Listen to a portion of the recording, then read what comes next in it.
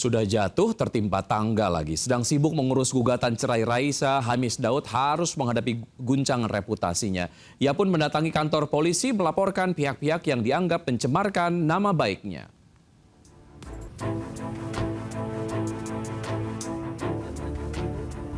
Hamis Daud mendatangi Polres Metro Jakarta Selatan Kamis siang didampingi kuasa hukumnya. Kedatangannya untuk melanjutkan laporannya terkait dugaan pemberitaan dan konten-konten yang menyudutkan dan merugikan nama baiknya.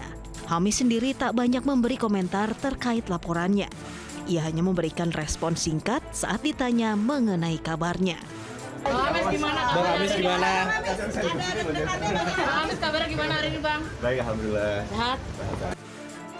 Sementara itu, kuasa hukum Hamis, Sandi Arifin, membeberkan kedatangan kliennya untuk melengkapi berkas serta bukti diperlukan oleh penyidik.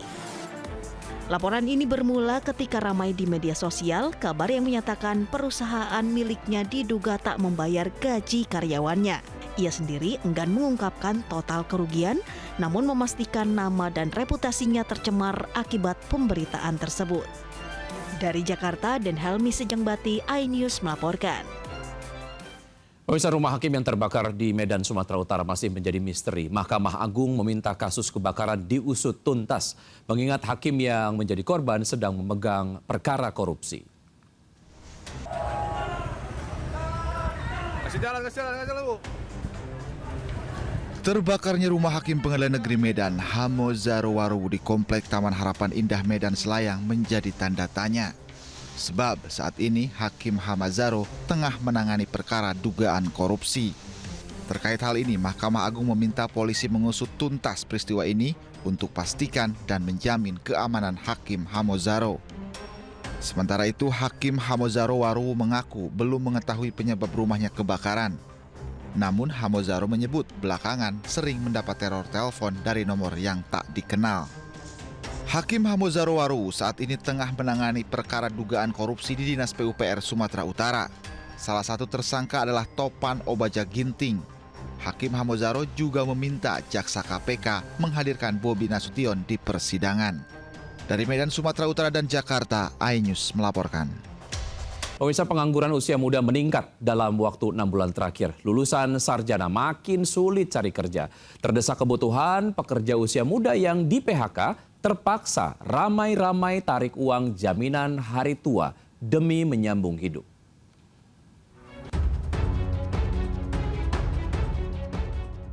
Ekonomi Indonesia melambat, PHK masih mengancam jutaan pekerja di Indonesia.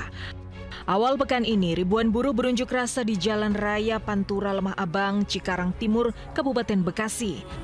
Aksi ini buntut dari PHK 280 pekerja PT Multi Strada Arah Sarana Tbk. Fenomena PHK memang nyata. Fakta itu terkonfirmasi dari data ketenagakerjaan terbaru. Data survei Angkatan Kerja Nasional Agustus 2025 yang dirilis BPS Rabu kemarin, jumlah penduduk pekerja pada Agustus 2025 sebanyak 146,54 juta, naik 1,9 juta dalam setahun terakhir. Tapi dari jumlah itu, 63,72% merupakan pekerja paruh waktu atau bekerja kurang dari 35 jam dalam sepekan. Pekerja paruh waktu terindikasi belum mendapatkan penghasilan layak dan stabil. Data mengkhawatirkan lainnya juga terlihat dari klaim BPJS Ketenagakerjaan yang terus meningkat. Data Direktorat Pengembangan Dana Pensiun Asuransi dan Aktuaria Kementerian Keuangan, klaim penarikan JHT terus naik setiap tahun dan sebagian besar dilakukan peserta usia produktif. Kebanyakan karena PHK atau resign. Penarikan JHT diyakini untuk kebutuhan mendesak dan konsumtif. Tim Liputan iNews melaporkan. Pemirsa, identitas dua kerangka manusia yang ditemukan di gedung ACC Kuitang, Senen, Jakarta Pusat akhirnya terungkap. Keduanya merupakan warga yang terjebak di dalam gedung yang terbakar saat kerusuhan massa akhir Agustus lalu.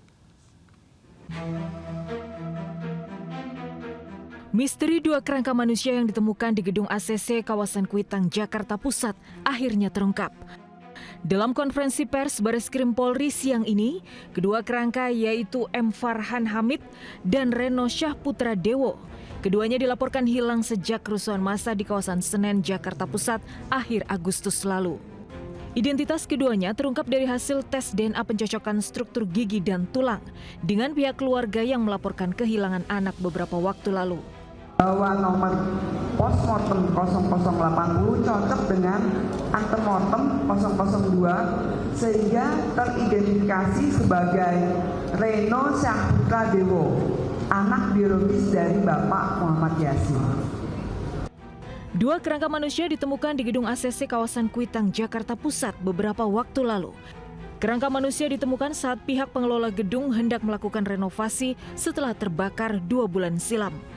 Usai kerusuhan, gedung ACC memang dikosongkan dan tidak ada aktivitas perkantoran. Dari Jakarta, Tim Liputan iNews melaporkan. Banjirop masih merendam pantai hingga permukiman warga di pesisir utara Jakarta. Salah satunya di Pantai Marunda, sebuah objek wisata murah meriah yang digemari oleh warga Jakarta.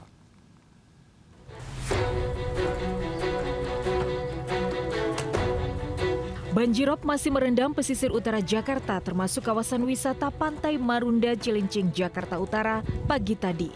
Banjirop setinggi 50 cm ini masuk ke jalanan dan mengganggu aktivitas warga sehari-hari.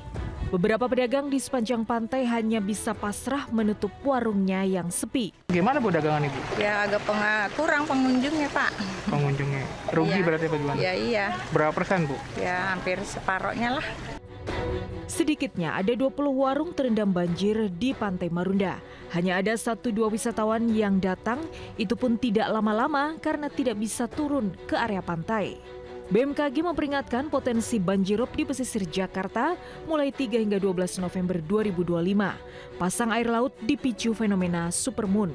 Dari Jakarta, Rizky Falupi, iNews melaporkan. Sebanyak 50 kepala keluarga mengungsi akibat bencana tanah bergerak di Bandung Barat, Jawa Barat. Warga mengemasi barang dan memilih meninggalkan rumah mereka di Kampung Cibodas, Kecamatan Rongga, Kabupaten Bandung Barat. Warga mengungsi karena khawatir dengan bencana tanah bergerak yang terus terjadi dalam sepekan terakhir. Hujan deras dan longsor memicu pergerakan tanah semakin masif dan mengkhawatirkan. Hingga hari ini sudah 50 kepala keluarga di 2 kecamatan yang mengungsi. Akibat tanah bergerak, separuh badan jalan rusak tergerus derasnya air. Kabupaten Bandung Barat menetapkan status siaga tanggap darurat bencana hingga awal tahun 2026.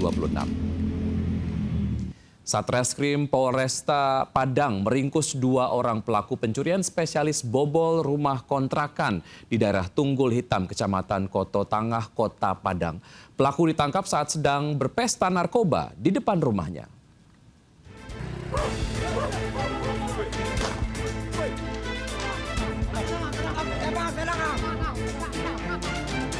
Mendapat informasi keberadaan pelaku pencurian spesialis bobol rumah yang selama ini menjadi target operasi, tim kelewang dari Satreskrim Polresta Padang langsung bergerak cepat menuju lokasi dan menggerebek pelaku.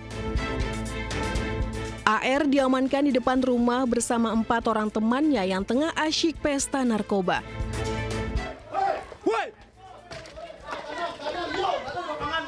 Tanam. Sementara rekannya TK alias Tukik berhasil diamankan saat berada di dalam rumahnya. Pelaku dikenal sebagai pemain lama kasus pencurian dengan pemberatan spesialis membobol kontrakan dan rumah kos-kosan yang tengah ditinggal penghuninya dan menjadi target operasi polisi jajaran Polresta Padang. Pelaku sudah beraksi di 6 TKP di wilayah Koto Tangah dan Padang Utara dengan mencuri 5 unit HP dan 3 laptop. Ke-6 orang pelaku selanjutnya digelandang ke Mapolresta Padang guna menjalani proses hukum lebih lanjut. Dari Padang, Sumatera Barat, Budi Sunandar, iNews melaporkan. 2 pria mencuri di sebuah rumah kosong di Medan, Sumatera Utara. Keduanya terekam CCTV saat membawa barang curian di tengah keramaian dan saat hujan deras.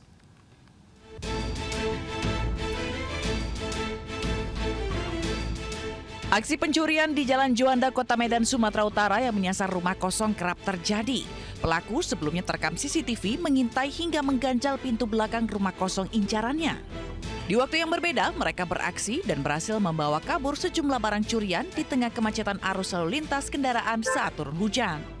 Kepala lingkungan menyebut rumah sudah lama kosong, namun pemiliknya tidak memberitahukan hal tersebut kepadanya. Petugas jaga malam curiga dengan pagar rumah yang terbuka.